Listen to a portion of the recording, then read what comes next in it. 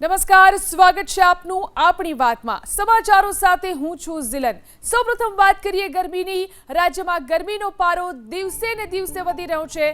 હવામાન વિભાગે 29મી એપ્રિલ સુધી ગુજરાતમાં ભારે ગરમી સાથે યલો એલર્ટ આપ્યું છે।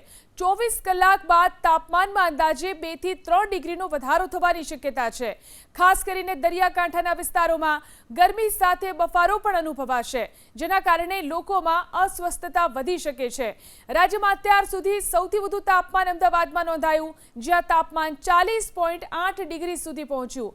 આજે અમદાવાદનું તાપમાન 41 ડિગ્રીને પાર જશે તેવી શક્યતા છે। હવામાન વિભાગ મુજબ પશ્ચિમથી પશ્ચિમના પવનો ફૂંકાશે, જેના કારણે વાતાવરણ વધુ સૂકું બનશે। ખાસ કરી 26મી તારીખે જે ચૂંટણીનો દિવસ છે તે દિવસે વાતાવરણ શુષ્ક રહેશે અને તાપમાન 40 થી 43 ડિગ્રી વચ્ચે રહેવાની શક્યતા છે। દરિયાકાંઠાના વિસ્તારો 26મી તારીખે તાપમાન 37 થી 40 ડિગ્રીની આસપાસ રહેવાની આગાહી કરાઈ છે।